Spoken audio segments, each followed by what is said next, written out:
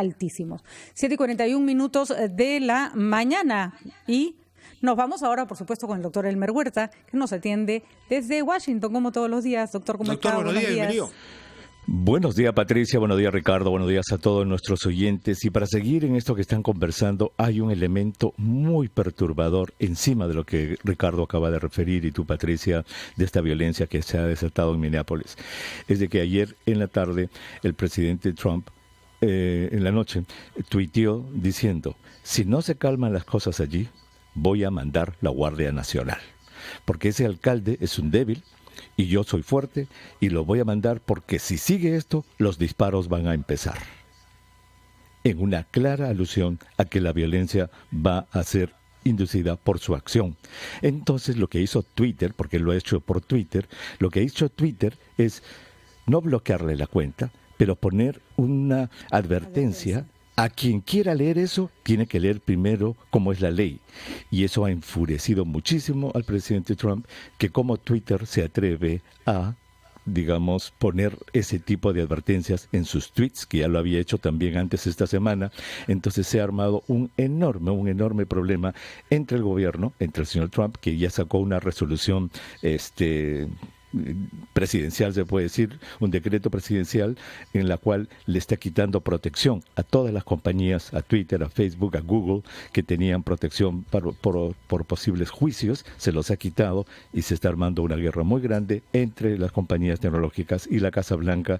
Y lo peor de todo es que la gente está tan animada allí en esa zona de que puede haber una violencia incontrolable entre grupos armados de gente. Doctor, pesa, doctor, porque realmente en esta situación, además, que deberíamos estar todos preocupados por la pandemia y estar generándose más problemas. Pero vamos a hablar de salud, por favor. Es terrible. Vamos a hablar de otra cosa, aunque estas noticias tampoco son muy buenas hoy día, lamentablemente. Los Centros para el Control y Prevención de Enfermedades de acá de Estados Unidos, el famoso CDC, que es la agencia de salud pública que ve todo lo que sea la salud pública en este país, antes de ayer dijo y publicó unas guías en las cuales dice que las pruebas serológicas, las pruebas rápidas, tienen que interpretarse con muchísimo cuidado de acuerdo a la prevalencia, a la frecuencia de las infecciones en los lugares en los que se hace, porque debido a que por su naturaleza no son específicas, es decir, dan mucho falso positivo o mucho falso negativo. Una interpretación errónea de estas pruebas en lugares en los que la frecuencia de la enfermedad recién está subiendo o ya es muy abundante, podría llevar a que se tomen decisiones erróneas en la política de salud. Es más, dijo de que debido a que estas pruebas no son confiables, esa es la palabra, no deben ser usadas para que las compañías permitan que sus trabajadores vayan a regresar, ni para que los niños vayan a las escuelas. Corríjame, doctor Huerta, creo que la idea era que esas pruebas servían como para ver por dónde avanzaba el virus, pero no para diagnosticar. Exactamente, pero mucha gente quería usar esto como prueba de que había pasado la enfermedad y que ya tenía una especie de pasaporte de inmunidad. Y la FDA lo que está diciendo es no debe ser usada para eso porque no es confiable la prueba. Ahora, en el campo de la salud pública, y eso es lo que dice el comunicado las autoridades de salud pública tienen que ser muy cautas en interpretar los resultados y siempre relacionarlo a lo que es la frecuencia de la enfermedad en la localidad en la que están estudiando. Entonces, estas pruebas rápidas, como dice el CDC, no son confiables. Pero ahí no termina la cosa. Ayer sale un estudio de la Universidad de Johns Hopkins en la cual dicen que la prueba molecular, la que se hace en la nariz, la prueba... El hisopado puede ser falso también en 20 a 30% de los casos. Te va a dar un falso negativo, es decir, tú tienes el virus, pero la prueba no la mostró. ¿Y eso? ¿Por qué? Porque no han sacado bien la muestra, porque es difícil sacar la muestra. Es horrenda la prueba, por cierto, doctora. Para quienes hemos pasado por ella, sí, uno siente que se queda con el hisopo en el cerebro toda la semana. Es una cosa, pero de locos. Correcto, es correcto. Entonces, Patricia, mira lo interesante en la situación en la que estamos, por lo menos aquí en Estados Unidos y seguro en todo el mundo, obviamente, que ni la prueba molecular ni la prueba serológica son confiables, ni una ni otra. Entonces, para nuestros oyentes, para la persona que está escuchando, esto debe importarle un poco. pero no mucho. ¿Por qué?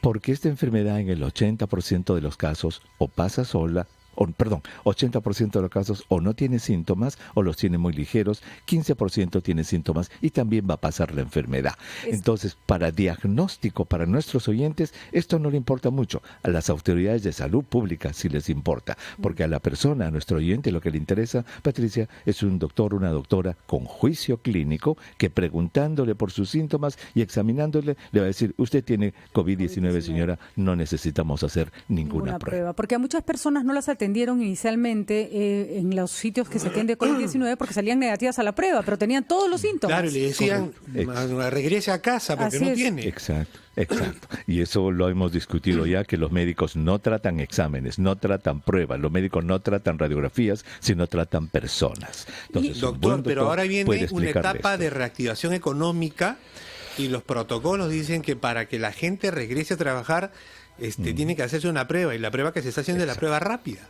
Exacto, y entonces por eso el CDC acaba de decir esto, y esto es un dolor de cabeza para eso, para digamos, la salud pública, para la política de reentrada al trabajo, las escuelas. Allí se está armando un dolor de cabeza, Ricardo. Por eso yo quería claramente diferenciarlo de eso, de lo que nuestros oyentes pueden preocuparse.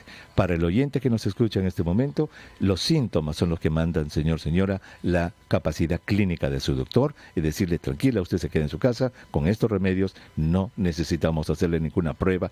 Eso es lo que quiero decirle a la gente. Muy bien, doctor Huerta, clarísimo. Entonces, no se asuste si su prueba da positivo o negativo. Asústese si le falta la respiración, si se siente mal. Esos son los datos a los que hay que prestarle atención. Gracias, doctor Huerta. Hasta mañana, Patricia. Mejoren las cosas por allá. Un abrazo. Hasta mañana. 7:48 minutos de la mañana.